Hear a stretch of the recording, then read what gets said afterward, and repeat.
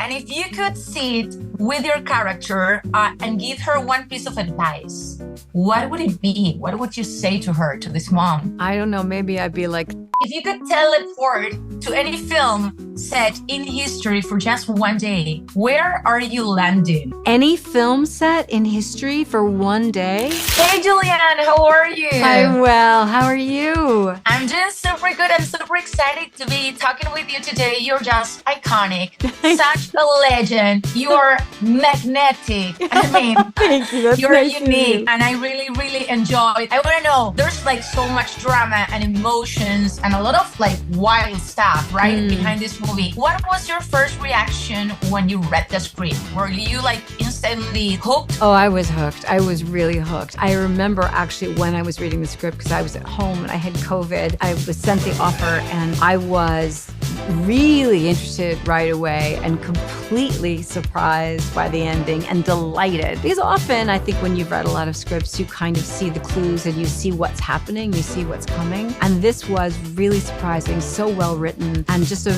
wild ride. And I love it's a story about someone who ends up being much more capable than you perceive her to be initially. It's so true. And I wonder, how did you switch off after those intense scenes? Like, I don't know, did you do yoga, silence, meditations, like walks? Because your characters go through so much. Like She goes through a lot. I mean, know.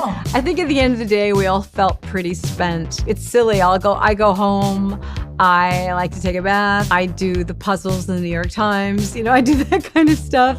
I do stuff that's pretty mundane. Ice cream on the couch, maybe. Sometimes. Yeah, sometimes a little ice cream is great. Takes your mind off everything. And if you could sit with your character and give her one piece of advice, what would it be? What would you say to her, to this mom? I don't know. Maybe I'd be like, think before you act.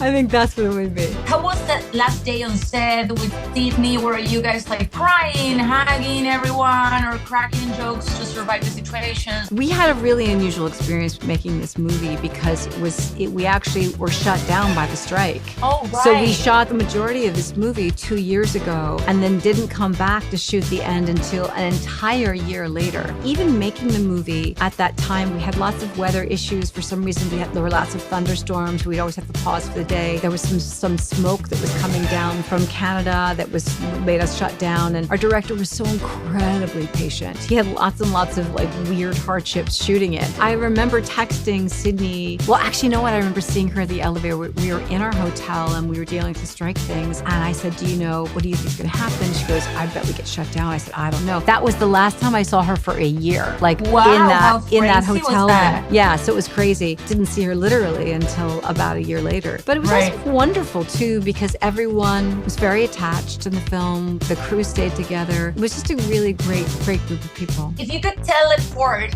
to any film set in history for just one day, where are you landing? Any film set in history for one day? Maybe when Elizabeth Taylor and Richard Burton did Cleopatra. I mean, because I hear that was like just a mess. It'd be interesting to see that. That would be so interesting. And seeing you there. Oh my God, you got me so hooked up with Echo Valley. Last week I saw Sirens and I was like, no, this woman, she's the one. She's like so magnetic. Thank you. Incredible. Thanks so much. Thank you for taking the time to talk with me. Nice to Julianne. talk to you.